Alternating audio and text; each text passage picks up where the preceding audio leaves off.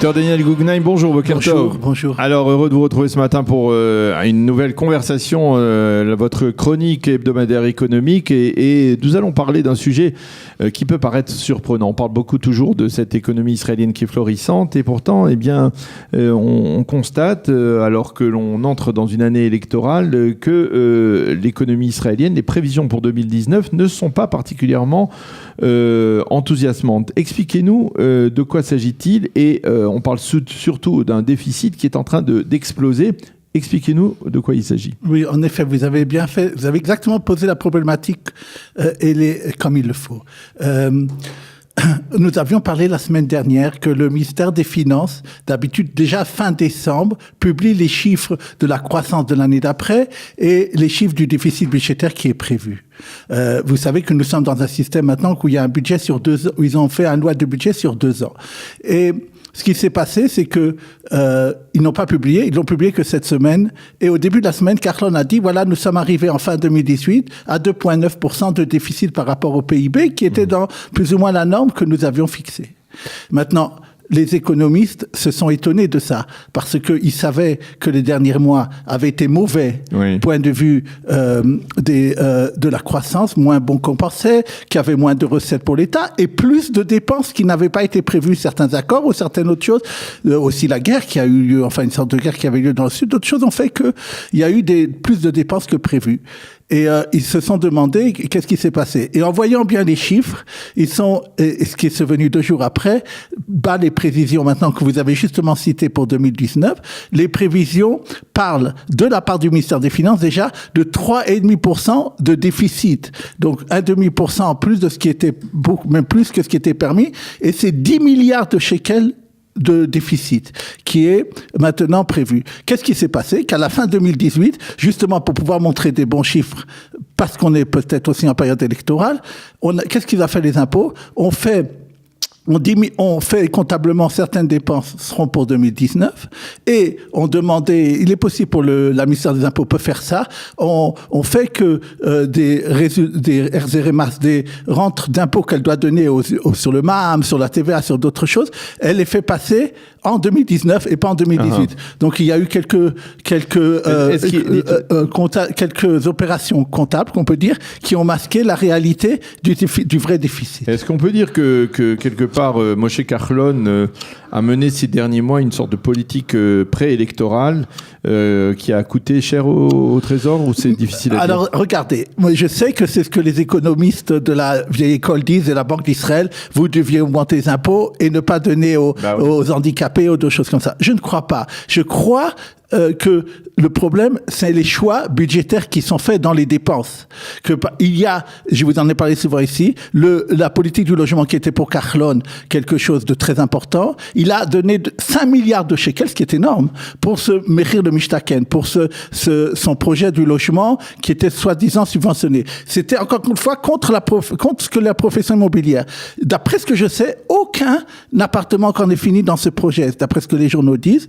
Et finalement, apparemment, plusieurs milliards de shekels ont été utilisés de façon mauvaise. Je crois que, au contraire, baisser les impôts et de faire des dépenses là où il faut le faire n'est qu'une bonne chose. Si vous voyez, on en a parlé aussi, le problème de la France qui a voulu faire aussi une politique de réduction budgétaire, où on en est maintenant, qu'il est obligé de revenir, le gouvernement français est obligé de revenir sur beaucoup de choses et des taxes qu'ils ont fait. Donc je pense que d'abord qu'il faut avoir consensus du peuple, et je pense que c'est une question surtout de où sont les choix budgétaires qui ont été faits. Alors, il y a un sujet dont on n'a pas parlé, c'est le panier de la santé publique. Il a été déterminé, c'est toujours une épreuve pour les membres de la commission en particulier de devoir trancher quels médicaments seront subventionnés, quels médicaments ne le seront pas.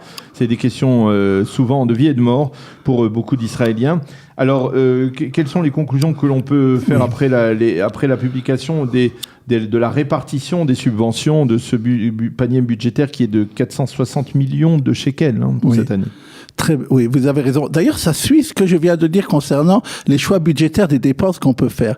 Que d'ailleurs, même le Likoud dans son programme où les gens qu'on parle dit qu'il y a un problème de santé en Israël. On le sait, les hôpitaux sont pleins, les gens se plaignent, les gens ne sont pas soignés comme ils devraient le faire pour une économie développée. Et il n'y a pas assez d'investissement dans le domaine de la santé. Et il y a des problèmes éthiques, comme vous le dites. Et chaque fois, il y a des pressions de malades et d'autres organisations, surtout celles du cancer, pour que soient augmentées et pris certaines technologies ou certains médicaments en compte.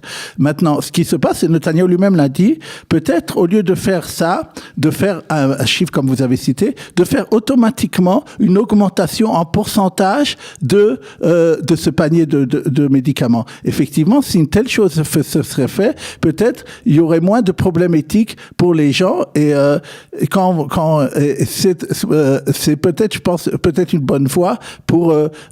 Il parle aussi de supprimer cette commission, remplacer par quelque chose d'autre et en donnant plus de fonds et peut-être ça résoudrait mieux le problème. Il faut voir. Alors, un autre sujet que vous avez souhaité évoquer, c'est la Banque d'Israël qui freine les prêts effectués par Supersal. Oui. Alors, Supersal, jusqu'à présent, c'était une grande chaîne de supermarchés qui a élargi, on va dire, ses services ces derniers mois et c'est devenu une sorte de banque ou quoi? Voilà, c'est très intéressant. Si vous avez été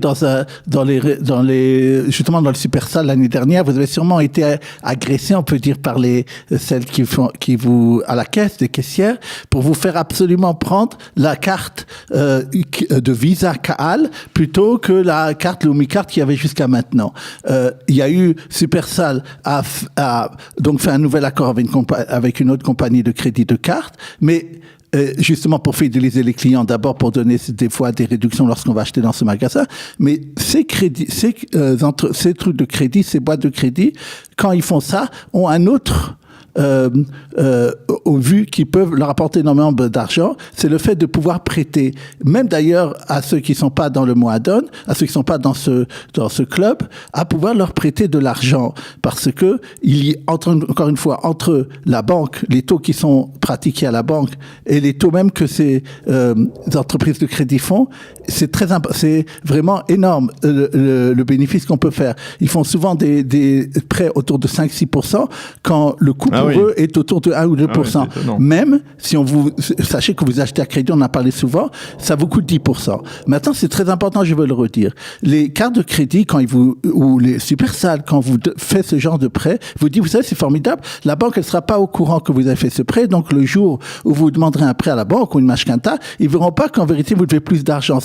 C'était une annonce de marketing. Or, maintenant, je vous l'ai dit la semaine dernière, c'est faux. Parce que tous les données concernant le crédit de quelqu'un, y compris ceux qui font par le carte de crédit, sont centralisés. Et donc, même cet avantage qu'il y avait, que les gens croyaient que les banques ne seraient pas au courant qu'ils sont empruntés ailleurs, c'est faux. Et lorsque la banque va maintenant vous donner un crédit ou une banque hypothécaire ou n'importe quoi, et ils auront tous les données devant eux. Et donc, il faut faire très attention et surtout, regardez bien les taux d'intérêt et les petites lettres quand vous faites ce genre de choses. Eh bien, merci beaucoup. On n'a pas le temps de parler du dernier sujet qui est les salaires et on en reparlera peut-être la semaine prochaine. C'est un sujet qui va pas s'évaporer, je suppose, d'ici la semaine prochaine. Je voulais surtout, comme j'ai toujours aux gens, que j'aime faire, profiter aux gens le quotidien. Et je voulais vous dire, comme d'une phrase, que étonnamment, les métiers qui sont demandés maintenant, il faut savoir, c'est les métiers du bâtiment, de faire le ritsouf, de faire le parquet, des choses comme ça.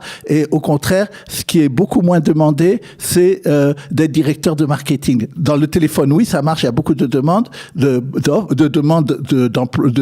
que les entreprises sont demandeurs, mais il y a certains métiers comme ceux-là qui ne sont pas demander, il faut savoir il faudrait consulter ce qu'elle vient de proposer avant de savoir quel métier on a envie de faire pour ne pas être au chômage après. Eh bien d'accord, merci beaucoup Dr Daniel Guggenheim de nous avoir éclairé sur tous ces sujets, c'est toujours très intéressant de vous écouter, merci beaucoup. Merci.